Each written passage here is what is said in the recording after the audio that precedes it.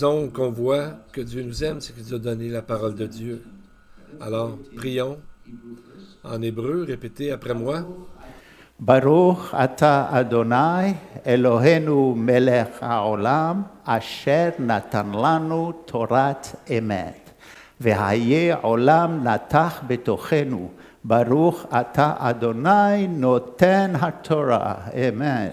Et maintenant, en français. Seigneur, nous te louons, toi, notre Dieu, le roi de l'univers, qui nous a donné la parole de vérité, qui a semé parmi nous la vie éternelle. Seigneur, nous louons ton nom, nous te bénissons, toi qui donnes les Écritures. Alors, ouvrons nos Bibles au livre de la Genèse, chapitre 42 cette fois. Nous allons voir notre dernière étude, quatrième étude, sur le thème très profond de Messie Fils de Joseph, un titre qui pointe vers le même Messie dans sa première venue et qui est révélé comme étant le Messie aussi, le fils de David. Et on voit que l'histoire de Joseph dans Genèse nous amène à une autre figure, Judas, l'ancêtre direct et du roi David et de Yeshua. Dans cette portion du texte de Genèse, nous allons voir comment Joseph et Judas, chacun à sa façon, préfigurent la personne et l'œuvre d'un Messie, Yeshua. C'est à travers cette section dans la Genèse que nous arrivons comme à une grande finale où les deux portraits messianiques, le Messie fils de Joseph et le Messie fils de David, convergent en une vérité, qu'il n'y a pas deux Messies séparés, mais un seul Sauveur. Et on voit que dans toute la Bible, ici, on a une histoire qui est une des plus touchantes. Après plus de 20 ans, Joseph rencontre ses frères et son père. Et ce qui ressort de tout ça, c'est comme une image prophétique du jour où nous aussi serons réunis avec notre Père céleste. Cette histoire n'est rien d'autre que vraiment un chef-d'œuvre dans la façon que Dieu a préparé ce récit. Toutes les émotions de la peine, de la colère, de la restauration, de la joie, ça fait comme Dieu veut nous toucher notre cœur dans l'anticipation que nous serons un jour avec lui. Alors, dans la joie et dans l'harmonie, et c'est ce que nous voulons du plus profond de notre cœur. Commençons par le moment de l'histoire où les 10 frères se préparent à quitter Canaan pour l'Égypte pour acheter du grain, parce que la famine est très, très sévère dans le pays. Et le récit commence avec un peu d'ironie, mais aussi qui a des implications très profondes. Chapitre 42, verset 1. Jacob, voyant qu'il y avait du blé en Égypte, dit à ses fils, « Pourquoi vous regardez-vous les uns les autres? » Au lieu de s'avancer d'avance pour agir, c'est comme si les frères de Joseph ont figé dans l'hésitation. Ils se regardaient, personne n'osait prendre le lead, personne n'osait commencer, prendre l'initiative. Ça révèle beaucoup. Ça montre qu'il y avait une absence d'un vrai leadership à l'intérieur de la famille même d'Israël, de Jacob. Mais ça nous montre aussi une situation qui est en général la situation dans l'histoire d'Israël.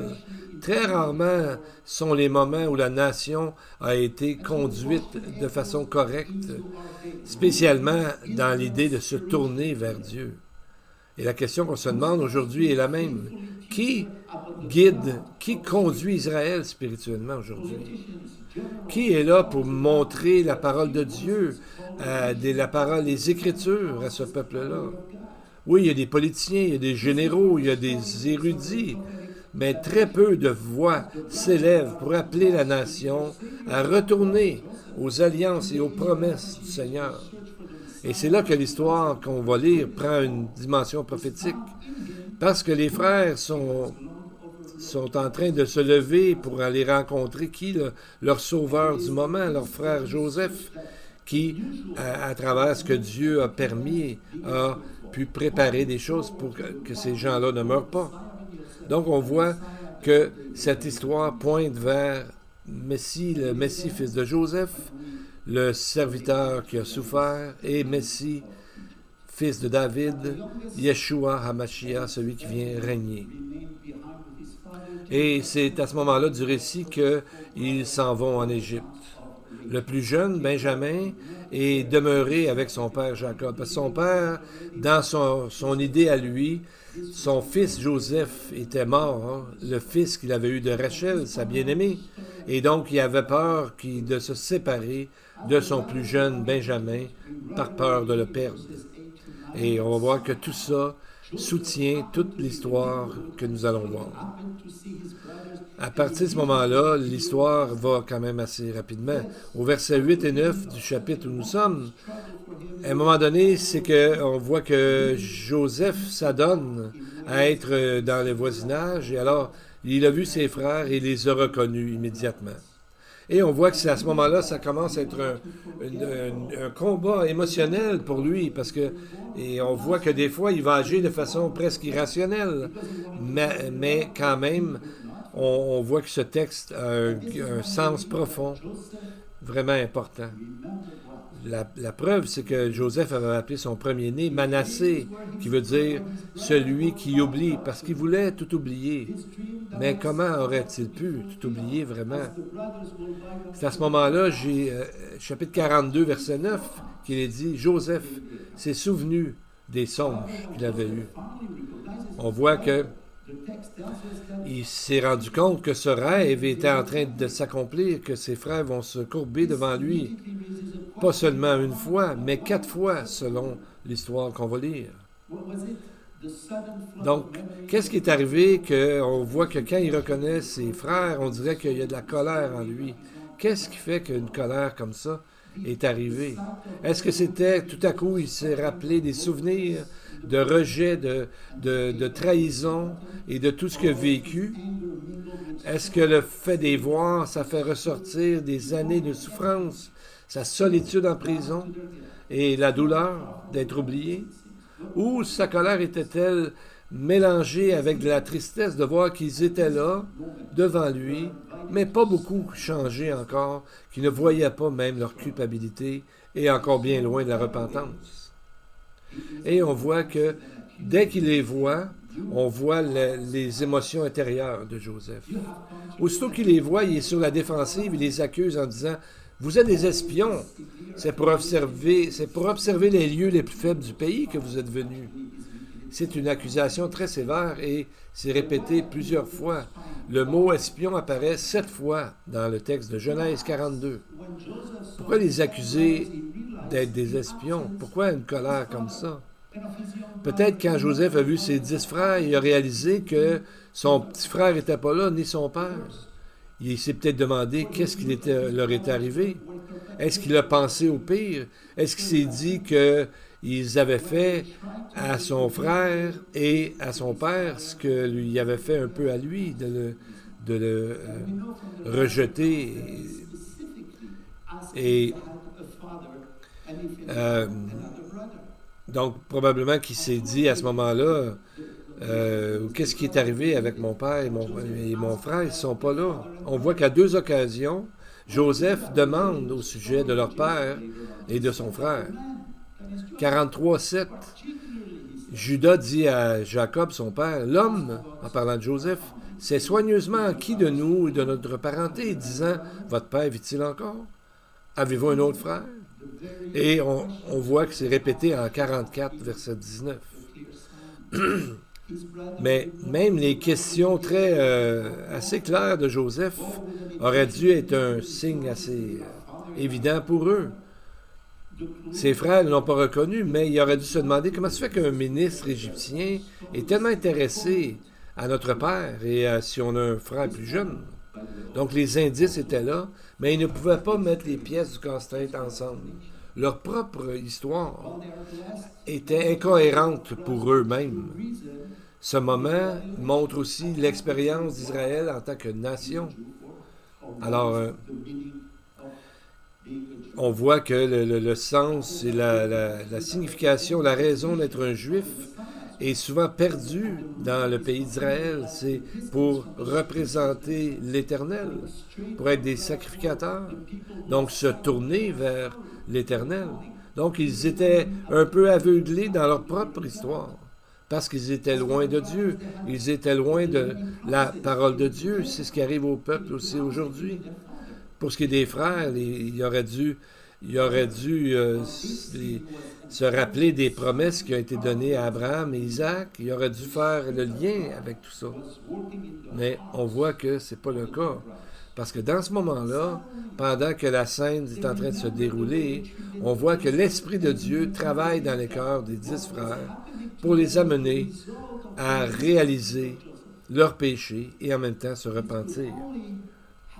Donc, tout à coup, lorsque Joseph leur dit « Est-ce que vous êtes des espions? » là, ils commencent à réfléchir que peut-être ce qui leur arrivait était un résultat de ce qu'ils avaient fait à leurs frères et de s'être éloignés de Dieu. Rappelez-vous les mots de Dieu à Caïn. « Le péché se couche à ta porte. » Ça veut dire qu'il ne s'en va pas. Il se couche. En hébreu, c'est le mot « rabaz ». C'est comme un lion prêt à attaquer. C'est pour ça que chaque péché doit être confessé à Dieu au nom de Jésus et on doit le quitter. Sinon, il va rester là et ses effets vont affecter toute notre vie si on ne met pas ça au pied de la croix par la foi, la repentance. On voit que il a commencé à leur parler, ces frères-là, quand il leur a dit qu'ils étaient des espions, ils ont commencé à se parler un à l'autre, puis ils se parlaient en hébreu. Et les autres ne savaient pas que Joseph comprenait tout ce qu'il disait. Lisons le chapitre 42, verset 21. Les frères se dirent l'un à l'autre, « Certainement nous sommes coupables à l'égard de notre frère, car nous avions vu la détresse de son âme quand il nous demandait grâce, et nous ne l'avons pas écouté. C'est pourquoi cette détresse est venue sur nous. » Ça, c'est comme une confession nationale du péché qui arrivera un jour en Israël. On voit les 10 frères qui, précisément, se rappellent là, que ce qui leur arrive est sûrement à cause de ce qu'ils ont fait de mal. On lit dans Lévitique chapitre 26, le chapitre décrit la souffrance d'Israël qu'Israël aura à vivre durant les 2500 ans de la diaspora. Et on lit qu'à la fin du récit de Lévitique 26, il est dit, verset 40, « S'ils confessent leurs iniquités et les iniquités de leur père, les transgressions qu'ils ont commises envers moi, et la résistance qu'ils m'ont opposée, péchés à cause desquels moi aussi je leur résisterai, les mènerai dans le pays de leurs ennemis. Alors leur cœur s'humiliera, ils paieront la dette de leurs iniquités. Je me souviendrai de mon alliance avec Jacob, avec Isaac, et de mon alliance avec Abraham, et je me souviendrai du pays. » C'est là qu'on voit que la confession du péché restaure notre relation avec Dieu. Donc, on voit que c'est en train de travailler dans leur cœur, ce péché d'avoir rejeté leurs frères, de l'avoir vendu à des gens dans la caravane qui l'ont plus tard amené en Égypte. Donc, on voit que Joseph, il était en détresse, il était en train de leur poser des questions. Et avant même que Joseph se révèle à eux, on voit que la culpabilité est en train de monter en eux. Parce qu'avant la repentance, on doit se rendre compte de notre culpabilité. Donc, on voit, ils ont demandé, ils ont même dit les frères ont dit à Joseph, bien, si notre jeune frère n'est pas là, c'est parce que notre père a peur de le perdre, à cause qu'il a déjà perdu un fils, Joseph. Donc, on voit qu'à ce moment-là, c'est un peu trop pour Joseph. Et c'est là qu'on voit que ça commençait à toucher vraiment son cœur à Joseph, parce que là, il vient de se rendre compte que son petit frère est vivant et que son père aussi est vivant. Et c'est à ce moment-là que Joseph court vers sa chambre. On voit dans Genèse 42, 24, il s'éloigna d'eux pour pleurer. Ça, c'est la première fois que Joseph a pleuré, et on voit 5 autres 4 autres fois dans la section de Genèse 42 au chapitre 50. Et chaque fois, ses pleurs révèlent la profondeur de son cœur qui est pris torturé, si on veut, entre la justice et la miséricorde, entre la mémoire et le pardon. C'est ça vraiment la leçon profonde qu'on voit, les émotions dans son cœur. Là, on voit que ces mêmes frères qui l'ont rejeté, qui l'ont mis dans une citerne, et qui l'ont vendu comme esclave, sont devant lui maintenant dans un besoin. Ils sont désespérés. Donc ce moment est très fort. D'un côté, Joseph est la personne la plus puissante en Égypte, à part Pharaon. Et de l'autre côté, il est encore le fils, il est encore un frère, et il est encore un homme qui porte les meurtrissures du rejet, les blessures.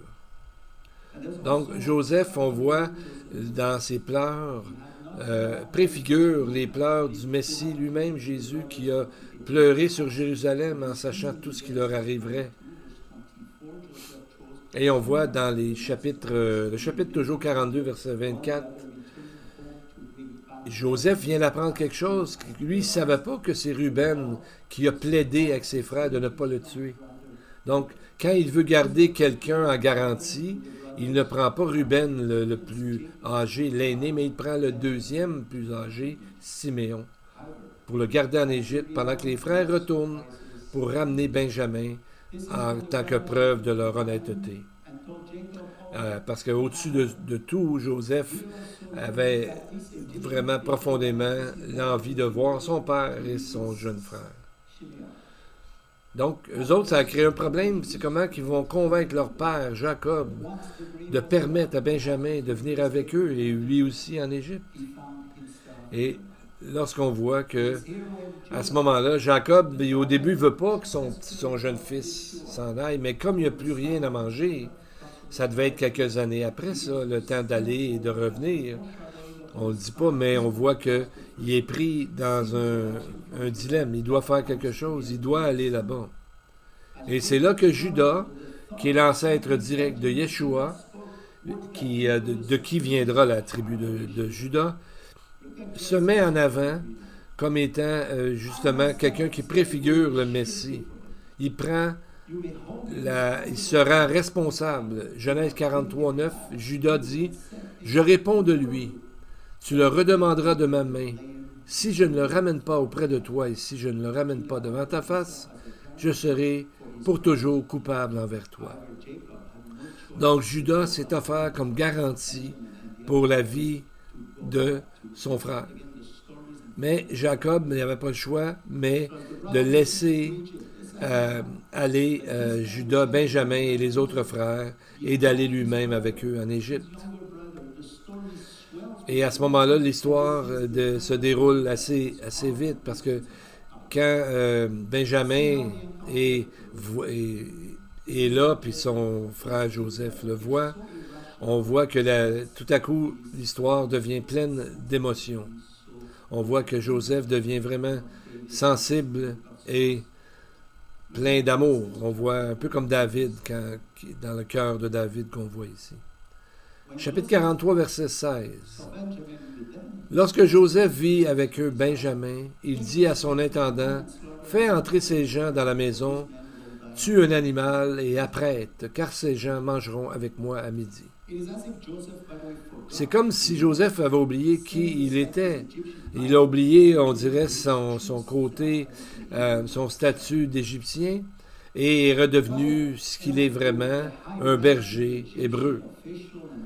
Parce que pourquoi quelqu'un de si haut placé en Égypte inviterait des Hébreux dans sa maison, sachant très bien que en les amenant dans sa maison, c'est comme s'il salissait sa maison en mangeant avec eux. Parce que pour eux, manger avec les Hébreux, c'était une abomination. On voit aussi que les frères, eux autres, de leur côté, eux autres étaient pris de peur. Ils étaient convaincus que c'était une trappe. C'était quelque chose pour les attraper. Verset 18, ils ont dit, c'est à cause de l'argent remis l'autre fois dans nos sacs qu'on nous emmène. C'est pour se jeter sur nous, se précipiter sur nous et pour nous prendre comme esclaves, s'emparer de nos âmes. Mais l'intendant leur répondit au verset 23, que la paix soit avec vous, ne craignez rien. C'est votre Dieu, le Dieu de votre Père, qui vous a donné un trésor dans vos sacs. Votre argent m'est parvenu. Et il le ramena Siméon. Mais comment ce serviteur égyptien savait qui était leur Dieu, le Dieu d'Abraham, Isaac et Jacob, que c'est lui qui leur avait donné ce trésor? Comment pouvait-il parler avec tellement de sincérité au sujet de la façon que Dieu travaillerait? Donc, on voit que Joseph, la foi de Joseph et son cœur a partagé alentour de lui la connaissance de Dieu à d'autres. Joseph n'a pas vécu sa foi en cachette. Il la vivait. Il ne pouvait pas demeurer silencieux au sujet du Dieu qu'il connaissait. Et son serviteur principal, probablement, était devenu un croyant. Et c'est lui-même qui réconforte les frères de Joseph au nom de Dieu. Quelle image forte! Un non-juif qui réconforte des Juifs avec la promesse de leur propre Dieu. Comme on voit aujourd'hui dans plusieurs cercles évangéliques, on dit aux Juifs quelles sont les promesses de leur Dieu, alors que normalement, ça devrait être de l'autre côté. Ça devrait être l'inverse.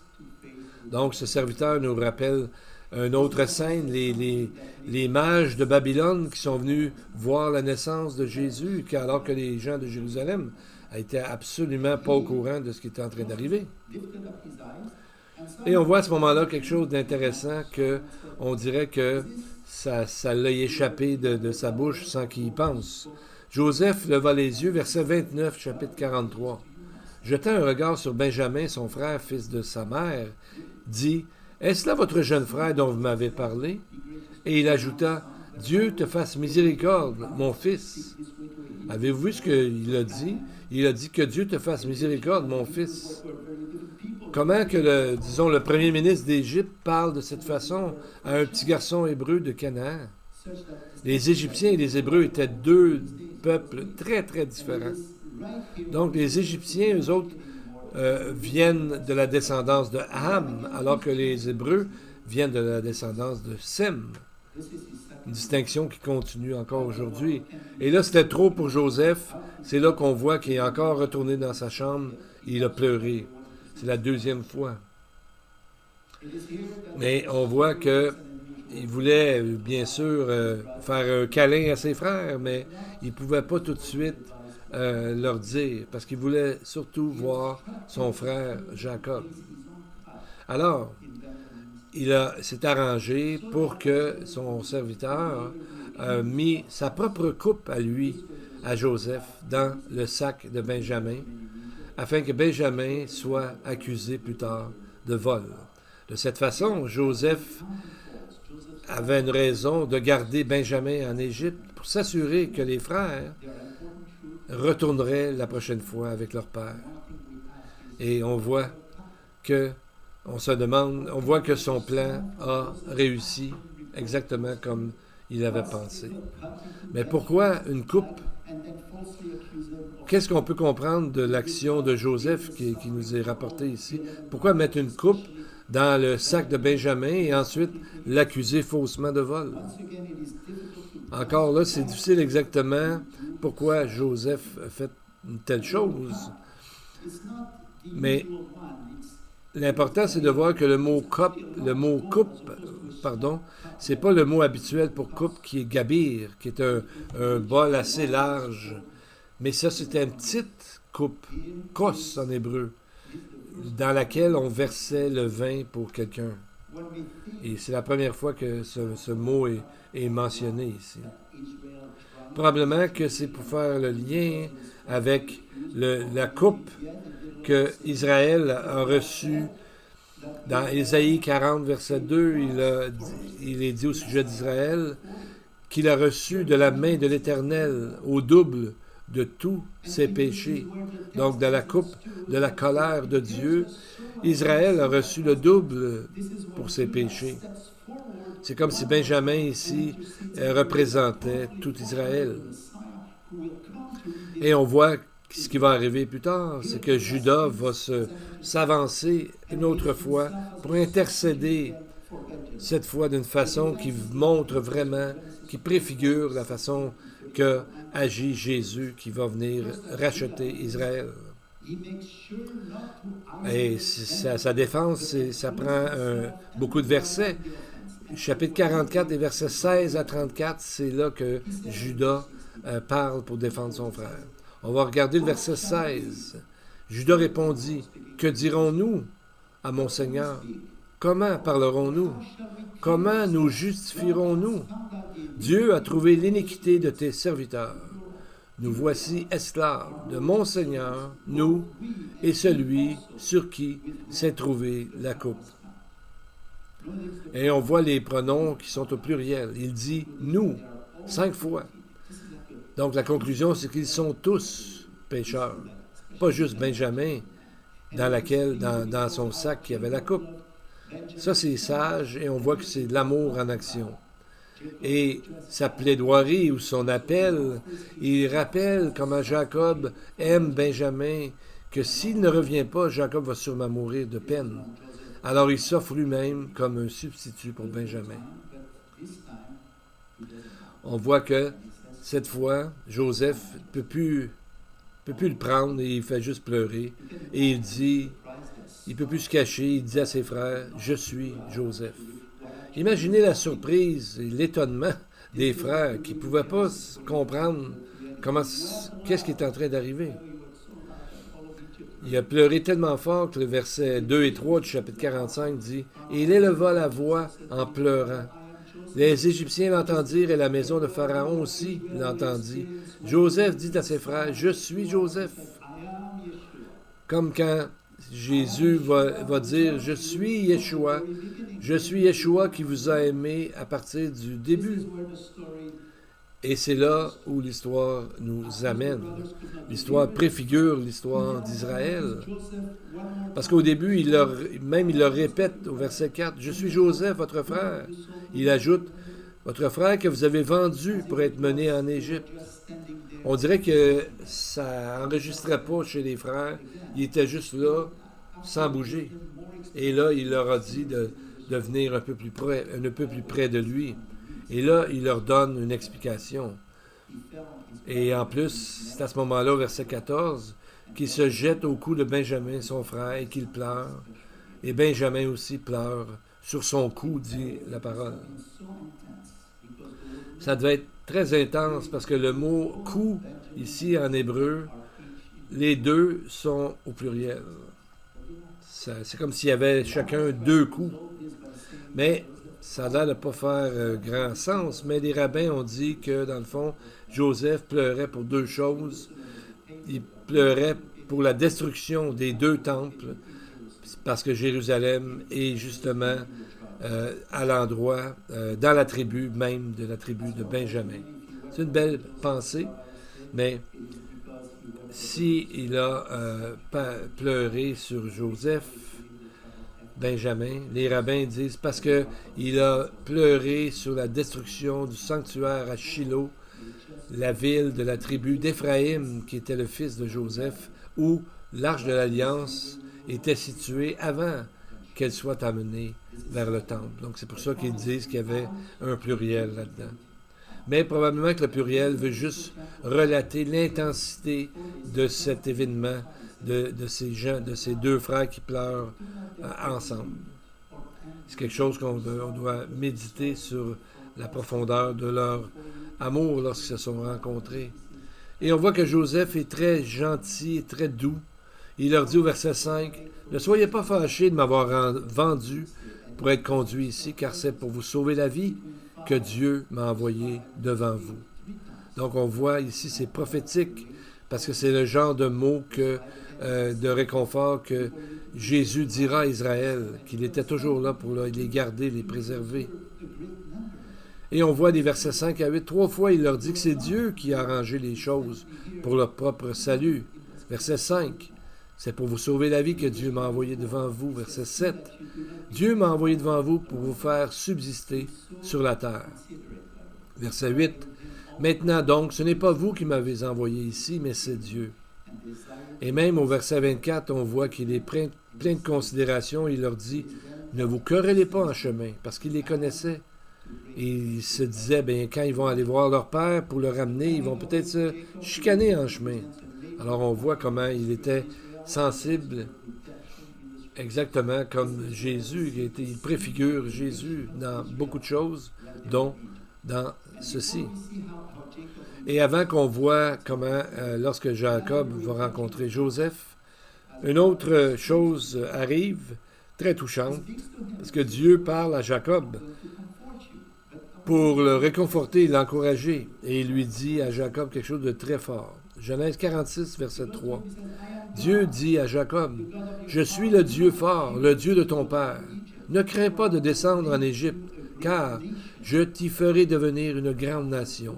Je descendrai avec toi en Égypte, et je t'en ferai sortir très certainement, et remonter Joseph mettra sa main sur tes yeux. » En voulant dire, il va voir Joseph, et non seulement ça, Joseph va être là lorsqu'il va mourir. Donc Jacob ici, non seulement obtient une confirmation de Dieu que tout ça est selon sa volonté, mais il lui promet qu'il va le ramener plus tard dans le pays d'Israël. Mais il dit d'abord que je vais aller avec toi en Égypte. Et donc Dieu a gardé, bien sûr, car il est fidèle, a gardé sa parole, il était là avec eux dans tout ce qu'ils ont vécu, et il souffrait, bien sûr, avec eux.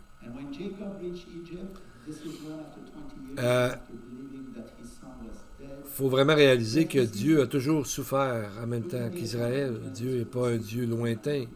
Et quand Jacob finalement arrive en Égypte, c'est à peu près ça 20 ans après le début de l'histoire, et qui pensait que son fils était mort, alors il voit son fils. Genèse 46, 29.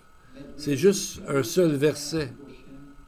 Il est dit, verset 29, « Joseph fit atteler son chariot et monta pour aller au-devant d'Israël, son père, en Goshen. Il se fit voir à lui, il se jeta sur son cou et pleura longtemps sur son cou. » Et le mot « longtemps » en hébreu, c'est le mot « od » qui veut dire quelque chose qui tourne en rond, quelque chose de continu, toujours qui se fait, qui arrive encore et encore. Donc, Jacob et son fils Joseph ont dû s'embrasser et se tenir dans les bras pendant longtemps. Et bien sûr, c'est probablement ce qui va arriver lorsqu'on va rencontrer Jésus. On va avoir envie de rester très longtemps dans ses bras, d'être avec lui. Et aujourd'hui, alors que nous concluons notre étude, nous voyons comment Joseph, qui est l'ancêtre du Messie Fils de Joseph, et de Judas, l'ancêtre du Messie Fils de David, arrivent ensemble dans ce récit, chacun démontrant un aspect différent de l'œuvre et de la réalité du vrai Messie. Et ce qui est fascinant, c'est que dans la scène finale, leurs rôles sont renversés. Joseph, c'est lui qui a le pouvoir, alors que Judas offre sa vie en substitut. Donc, c'est comme un renversement de choses, de ce qui va arriver plus tard. Parce que Judas, c'est lui qui est le fils régnant, le fils Messie qui règne. Donc, il y a une prophétie comme pour chacun. De Genèse 49:8, il est dit, « Judas, tu recevras les hommages de tes frères. » Alors, ils se sont courbés devant Joseph, mais ils ont loué. Ils ont donné des hommages à Judas. Dans les deux cas, parce que ces choses-là reviennent à qui? Au Messie. Et au verset 10, « Le sceptre ne s'éloignera pas de Judas, ni le bâton souverain d'entre ses pieds, jusqu'à ce que vienne le Shiloh, qui est le Messie, et que les peuples lui obéissent. » Les peuples, au pluriel, tous les peuples, amim en hébreu, qui indique les nations du monde. On voit comment il est décrit dans le texte, un lion Il est le lion de Juda. Il était un lionceau, mais il est devenu un roi, un lion qui est le roi, qui règne. Et on voit dans le verset 9, on voit la vie de... Il est écrit au verset 9, « Tu es monté d'auprès de la proie ». Ce mot parle d'une nouvelle feuille, quelque chose comme le Messie vient comme une petite racine, comme une petite branche, mais qui finalement devient un grand arbre. Donc, ça commence par petit, sa première venue, mais la deuxième venue sera grandiose, parce que c'est là qu'il va régner. Et je vais lire le verset 8 du chapitre 49 du Targum qui traduit littéralement ce texte. « Mon fils Joseph, comme tu as grandi, mon fils, toi qui as grandi et qui es comme une source d'eau, tes filles marcheront sur leurs ennemis. » Et le verset 23 dit, « Ils l'ont provoqué, ils ont lancé des flèches, les archers l'ont poursuivi de leur haine. » Verset 24, « Mais son arc est demeuré ferme. Ses mains ont été fortifiées par les mains du puissant de Jacob.